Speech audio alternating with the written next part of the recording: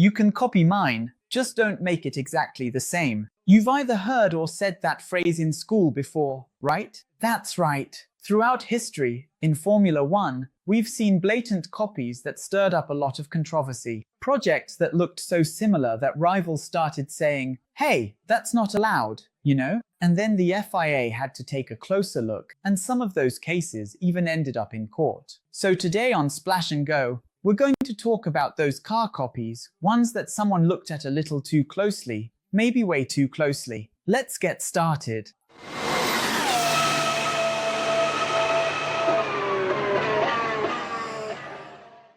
First of all, it's important to make clear why intellectual property is such a big deal in Formula One. What can and can't be copied, and why does this topic cause so much controversy? First of all, it's important to understand that Formula One is a constructors' championship, and the rules for financial distribution, the money that's collected and then split between Formula One itself, FOM and Liberty Media, and the teams are dictated, in part, by the order of the Constructors' Championship. I've already explained how this works in the Formula One Money video. It's worth checking it out later. So, if you finish ahead of me in the Constructors' Championship, you get more money. Therefore, since we all have to build our own cars, or at least the parts that the regulations require, because I can buy the engine, gearbox, suspension, you know how it goes with Haas and Ferrari, Mercedes and Williams, and so on. But if you're buying what you're not allowed to buy, or even getting for free designs of things that the regulations prohibit, obviously if you're doing better than me, I'm going to complain,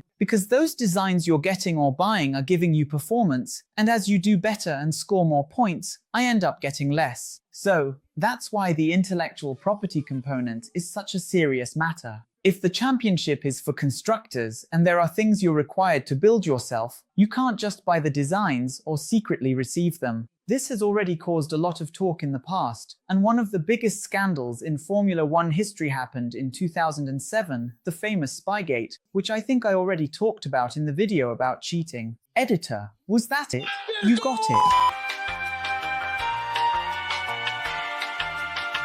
When McLaren secretly received and was caught with information from Ferrari. Because this is where the issue of intellectual property comes in, designs passed under the table that led to McLaren's improved performance that year directly violated the rule. They clashed with a basic principle. You have to build your own car. But what about the parts that are bought and so on? So, the regulations do allow for some things to be passed from team to team. For example, engines, gearboxes, electronic parts, and hydraulic systems can be and are shared. For instance, this year Haas and Sauber use Ferrari parts. Williams, Aston Martin, and McLaren use Mercedes engines and some components, like the electronic control unit, and so on. Racing Bulls gets whatever it can from Red Bull, but there are things that some teams prefer to make themselves because they want to design certain parts differently. For example, the gearbox from Mercedes might not be of interest, and sometimes really isn't, to a team like Aston Martin, which wants to tweak the suspension in its own way. That said, let's get to the cases. I picked out 6 scandals that really caused a stir. And the first one.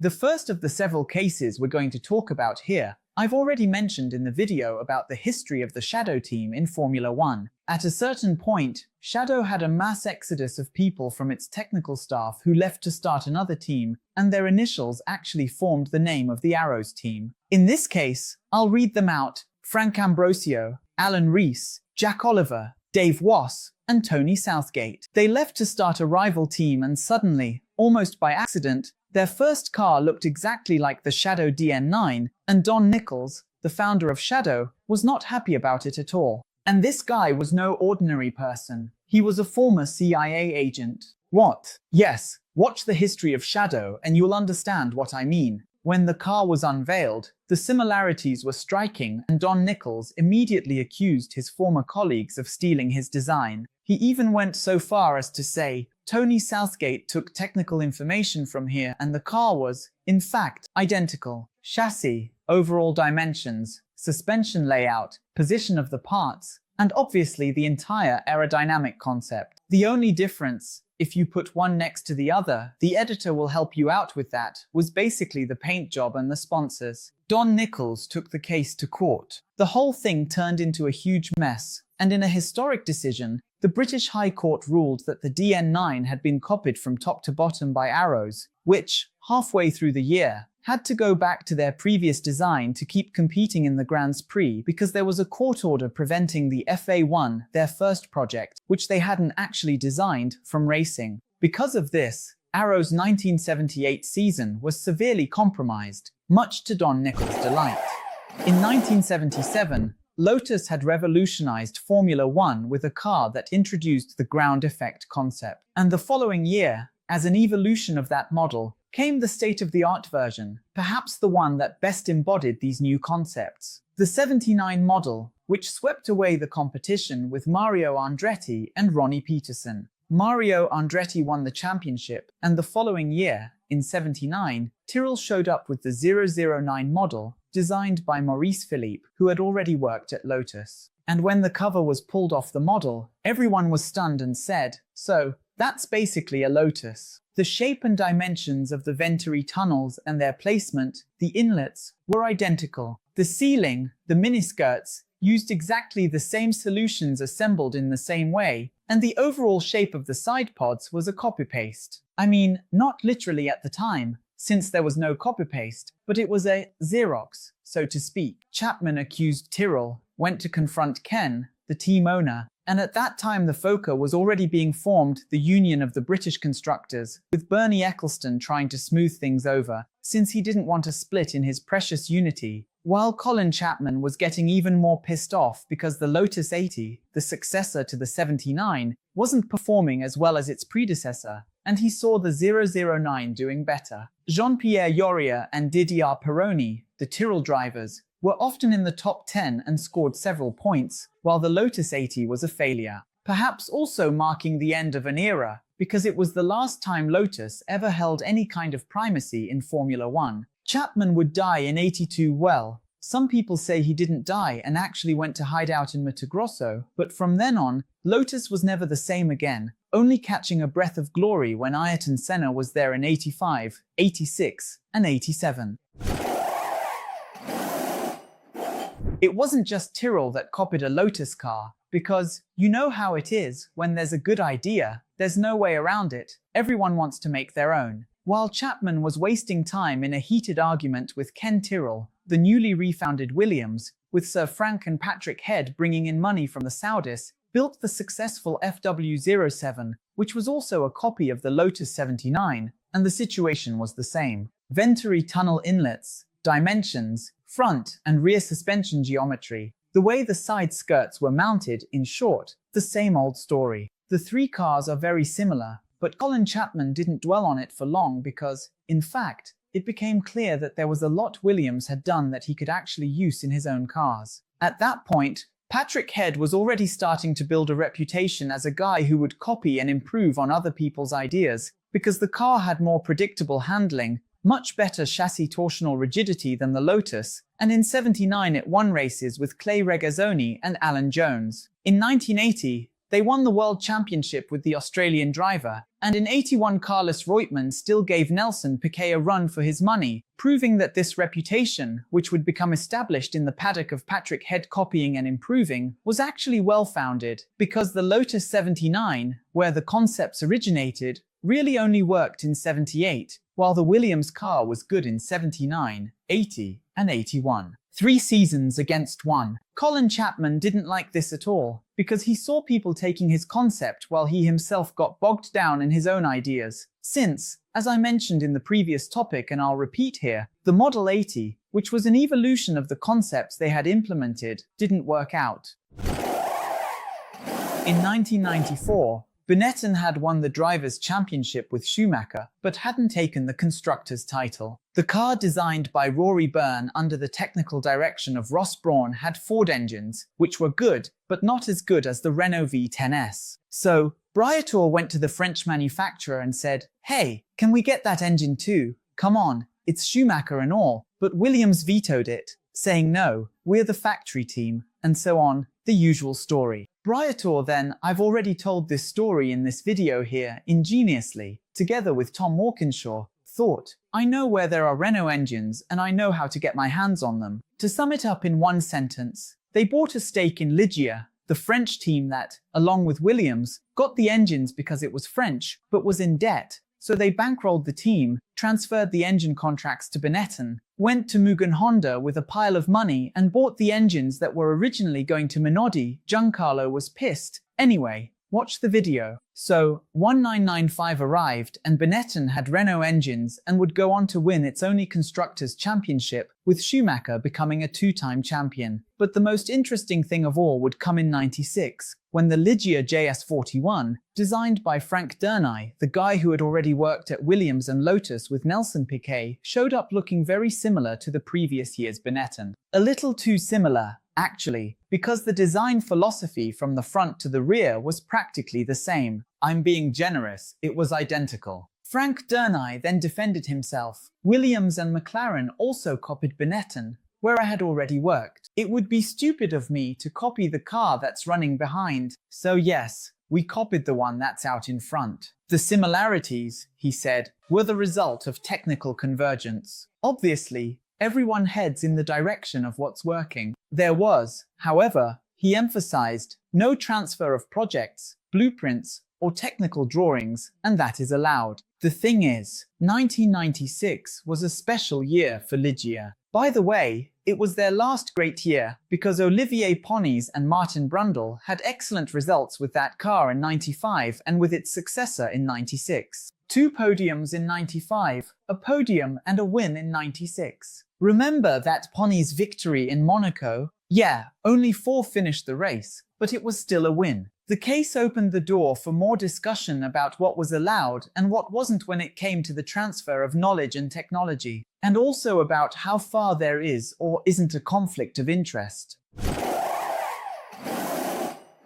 Sauber had a technical partnership for engine supply with Ferrari since 1997, and that's why several Ferrari drivers drove Peter Sauber's cars, like Nicola Larini and Felipe Massa, for example. And then, at the start of the 2004 season, the Swiss team showed up with their car, the C23. I've already told you all here. Every Sauber car has the initial C for Christine, Peter Sauber's wife's name, and everyone looked at it and said, man, that's a Ferrari. The car looked a lot like Ferrari's model from the previous year, the F2003 GA. The entire design philosophy, the front wing, rear wing, side pod inlets, suspension position, and so on, not to mention, of course, the supply of engine and gearbox, but everyone already knew about that, were all very similar, worryingly similar. The Guardian reported that this was clearly a violation of the regulations regarding intellectual property. The accusations were that Peter Sauber didn't just have the permitted components, but that his engineers had access to the designs. The FIA, of course, was called in to look into the matter, requested technical data, and examined the designs. Both Sauber and Ferrari denied the substance of the accusations, and in the end,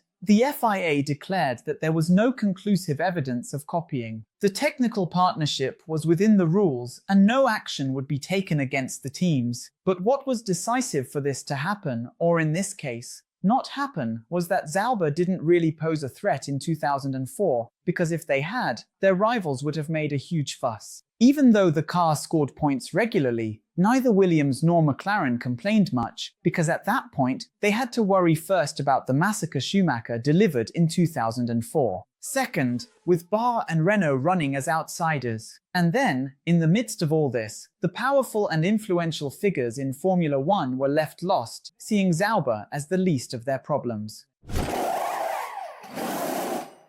You've probably noticed that this list is in chronological order, from oldest to most recent, and the most recent one is the most famous, and the one that was considered by some, yes, a blatant violation of the regulations, but in the end received a very light punishment. In 2020, when the Racing Point team, the transitional name between Force India, owned by businessman Vijay Mallya, and what would become Aston Martin, owned by Daddy Lawrence, unveiled their car, everyone immediately nicknamed the model the Pink Mercedes. That's because everyone said, with a Mercedes engine supply, of course they had access to the designs of the Mercedes W10, a car that had dominated in 2019. And then Lawrence Stroll came up with the excuse, or, to be fair, a plausible answer. We extensively photographed the Mercedes car with our photographers at the circuits, and then it was just a matter of replicating it. That's when the debate started. Is it allowed to take photos? Taking photos is allowed. That's what the FIA decided. What's not allowed is using mechanisms that can see in 3D,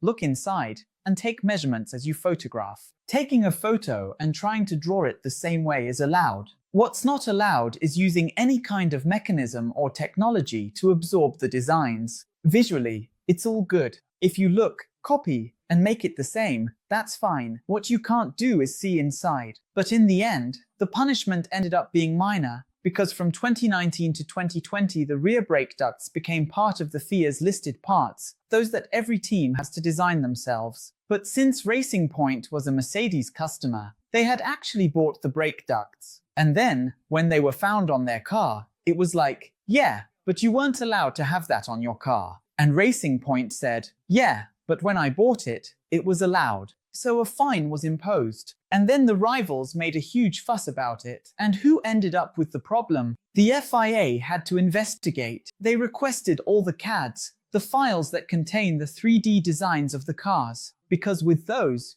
you can figure out whether there was an internal project, an evolution happening inside the factory, as well as break the confidentiality of correspondence between the two teams to find out, did you talk about this or not? And then it became clear that there was a violation, but it was caused by a change in the regulations and not by what's called intent, meaning Racing Point's intention to break the rules. So the penalty was €400,000 to be paid and 15 points deducted from the Constructors' Championship. But they were allowed to keep using the car during the 2020 season. McLaren, Ferrari, and Renault appealed the decision, saying, that's not enough. Especially because, it's true, the Racing Point car in 2020 performed well, and Sergio Perez, remember? He won a race on the outer circuit at Saka. But maybe the proof that Racing Point really didn't have anything illegal, aside from having taken a lot of photos of the Mercedes car the previous year, is that when it came time to develop the car for 2021, they got screwed. Because then, having copied things they hadn't studied to understand the reasons behind them, when it was time to improve, to take the next step, they got completely lost. And the Aston Martin car, the first one from 2021, was actually worse than the 2020 Racing Point, making it pretty clear that if it was a copy without understanding, just like when you copy from your classmate and end up not learning, and because of that, they did badly the following season. Nowadays, the rules are very clear. You can take photos, you can copy, but you can't use so-called photogrammetry, and you can't scan the opponent's car. Did you remember all of these? Did I forget any that make you think, wow, how did he not mention this car here? Just to remind you, looking and copying is allowed, but leaking a design is not. Anyway, leave your comment down below. So that was another episode of Splash and Go on YouTube. I hope you enjoyed it. Leave a like, it's free, doesn't cost a thing, you know it, and it really helps the channel. Do me this favor, do us this favor. Leave a comment down below. Can't recall a project. Just drop a little emoji. Leave a smiley face. Send a kiss to your girlfriend, your mom, your aunt, your dog. The important thing is to comment, because then the algorithm sees it as engagement and keeps spreading our content all over the internet. I always ask, you always do it, and it really helps the channel grow. Who knows, by the end of the year we'll hit 300,000 subscribers. So you don't miss out on anything we do here. Besides turning on notifications and subscribing to the channel if you haven't already, you can also join our notification groups, Instagram, Telegram, and WhatsApp. Once you sign up, you'll automatically get a little message on your phone every time I post new content. And last but not least, you'll see our social media handles for Instagram, Twitter, Threads, and TikTok down here, where there's always new content. Deal. That's it. Thanks, and a big hug to you all.